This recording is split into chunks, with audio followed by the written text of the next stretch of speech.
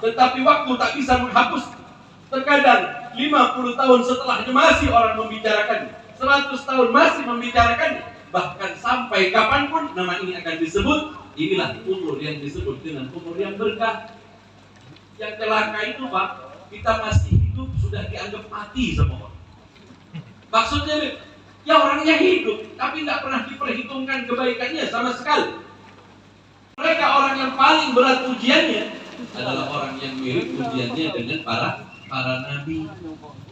Ketika para sahabat bertanya kepada baginda Rasul sallallahu alaihi wasallam, "Man asaddun nasi bala'an ya Rasulullah?" Siapa manusia yang berat ujiannya di sisi Allah ya Rasulullah? Al-anbiya, tsumma al-amthalu fal-amthal. Kemudian mereka orang yang semisal dengan para nabi. Ujian yang berat menandakan kecintaan Allah kepadanya. Itu sebab kalau diuji sama Allah, ini manusia kalau diuji sama Allah, berbagai macam dijelaskan di dalam kitab Ihya Ulumuddin. Ada manusia-manusia tak kala diuji oleh Allah. Ketika diuji oleh Allah, putus asa kemudian mengambil jalan singkat, minum racun bunuh diri. Pada singkat bunuh diri Pak. Na'udzubillah wa iyadzubillah. Ini sesuatu yang diharamkan oleh Allah Subhanahu wa ta'ala. Yang kedua, ketika manusia diuji oleh Allah, mereka adalah orang-orang yang sabar. Tetapi kesabarannya memiliki sesuatu. Apa itu? Ia tahu betul bahwa Allah sedang mengujinya, namun ia salah di dalam bercerita tentang ujian tadi. Ia ceritakan kepada keluarganya. Dia tahu persis bahwa keluarganya tak akan mungkin bisa menyelesaikan permasalahan. Dia tahu persis bahwa tetangganya tidak bakalan bisa membantu. Dia tahu persis bahwa sesungguhnya yang bisa menyelesaikan hanya Allah, tetapi dia bercerita kepada manusia. Salah orang. Ketika ia bercerita kepada orang, ia dikatakan sebagai orang yang bersabar, tetapi ia salah di dalam menumpahkan kesabarannya tadi. Ia bercerita kepada manusia, padahal manusia tak akan mungkin bisa menyelesaikan permasalahan. Ini jenis manusia yang kedua. Manusia yang ketiga adalah manusia-manusia yang ridha tak kala diuji oleh Allah Subhanahu wa ta'ala. Apa tanda keridhaannya? Dia tak cerita Pak, sama orang tak cerita tentang musibah yang menimpa. Kalau Imamul Haddad, Allah berikan penyakit kepadanya selama 40 tahun, belum pernah dia cerita kepada istrinya. Tidak ada satu orang pun yang tahu, kecuali satu orang yang kemudian melihat ketika Imamul Haddad bergerak seolah-olah kesulitan.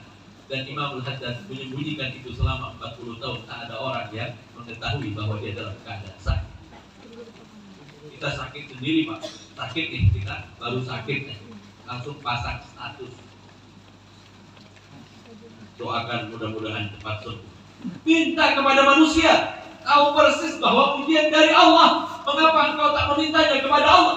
Bukankah yang lebih pantas untuk kita minta adalah Allah? Nah itu sebab ada orang yang ridha. Orang yang ridha tak cerita kepada manusia. Jika malam telah tiba, ia yang mendapatkan ujian dari Allah, ia ambil air wudhu, ia wudhu, ia salat 2 rakaat, ia menangis dan menceritakan ceritanya hanya kepada Allah Subhanahu wa ta'ala. Ini orang ridha. Orang ridha.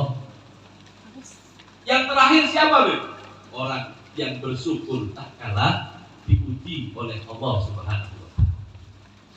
Adakah di antara kita yang diuji kemudian bersyukur? Bu, kalau dapat ujian mau bersyukur Bu? Mau? Kalau diuji bapak-bapaknya kawin lagi langsung sujud syukur Bu? Ada.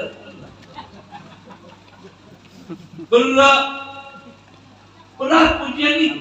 Kenapa? Karena jika ujian datang kepada kita, kadang-kala kita lupa diri. Sehingga apa? Bercerita kepada orang lain yang sepantasnya kita tidak bercerita kepada orang lain dan hanya kepada Allah. Di para nabi, para aulia, jika diuji oleh Allah, mereka bersyukur karena tahu persis bahwa jika ia diuji oleh Allah, dia akan dinaikkan derajatnya oleh Allah. Sehingganya kadang-kala ia meminta kepada Allah Subhanahu wa ta'ala agar apa? agar diuji oleh Allah Subhanahu wa taala, agar kedekatan kepada Allah senantiasa bisa diraihnya dan digapai. Nah, mereka orang-orang yang dekat kepada Allah identiknya dengan ujian, Pak. Mereka para wali identiknya dengan cobaan yang datang dari Allah. Mereka orang-orang yang benar di jalan Allah pasti mendapatkan ujian dan rintangan tak kala dia kembali kepada Allah. Masih masa kecilnya Imam Haddad telah diuji oleh Allah, sehingganya banyaklah para ulama yang kemudian menghitung nama Imamul Haddad dan hari kelahiran. Kita tahu di dalam ilmu huruf, Imam Haddad lahir pada tanggal 5 di bulan Safar. Ketika beliau lahir, maka kemudian seorang ulama menghitung namanya dan menghitungnya dengan abjadun, kata orang, alif sekian, ba sekian. Ini mungkin sebagian di antara kita tahu dan sebagian besar banyak yang tak tahu hitungan. Ketika dihitung, maka didapatilah satu tulisan. Apa maksud dari kalimat tadi itu? Muncul tulisan asyrakat, telah muncul, telah terbit. Asyrakat anwarus sufiyah.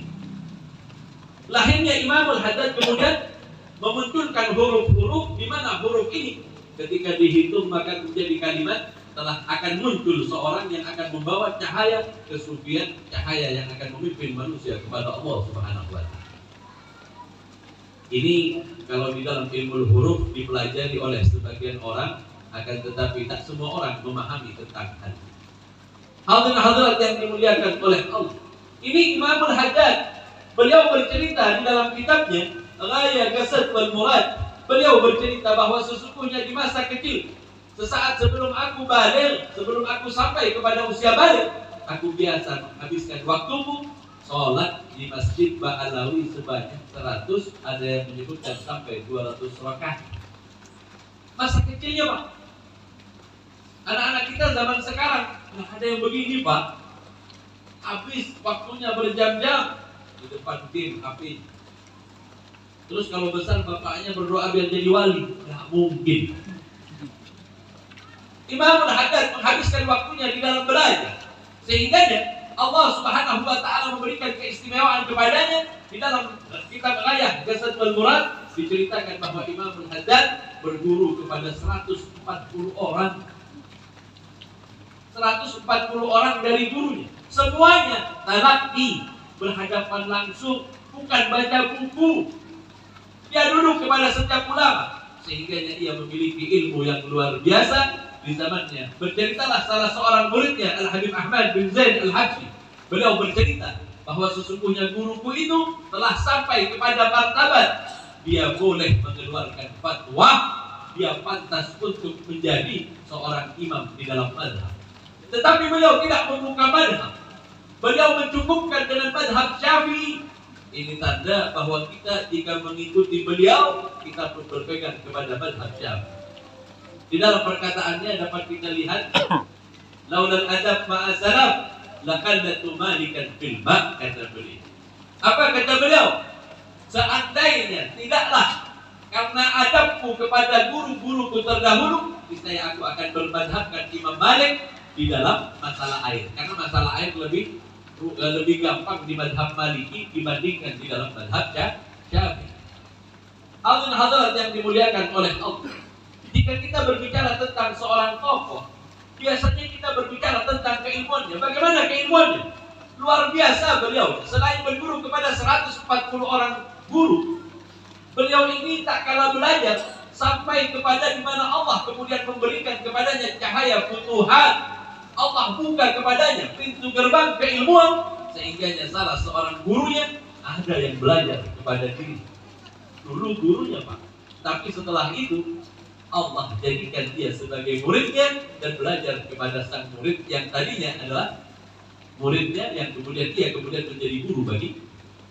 Konon di antara guru dari Imamul Haddad namanya Syekh Bajubair. Syekh Bajubair adalah guru fikih dari Imamul Haddad. Beliau adalah seorang yang alim, allamah. Ia kemudian pergi meninggalkan kota Hadramut menuju kota India, belajar di kota itu kepada beberapa ulama di negeri itu, dan ia pun adalah seorang yang dijadikan pusat sebagai keilmuan. 40 tahun lamanya ia belajar. Ketika ia pulang ke negeri Hadramut, ia mendapati Imam Al-Haddad, seorang muridnya, menjadi ulama yang besar, dan ia pun duduk dan belajar di hadapan sang murid tadi. Apa mungkin hal itu terjadi? Mungkin saja. Kenapa? Karena perolehan tadi adalah karena ketakwaan Imam Al-Haddad kepada Allah Subhanahu wa Ta'ala. Lihat bagaimana Allah Subhanahu wa Ta'ala jika berkenan akan Allah ajarkan ilmu yang tidak dimiliki oleh orang yang mengajari kita sekali. Wattaqullah wa yu'allimukumullah. Bertakwalah kepada Allah, maka Allah akan mengajari kalian. Oh, rupanya ada ilmu yang diajari oleh Allah. Benar, ilmu ini kemudian disebut dengan ilmu ladun.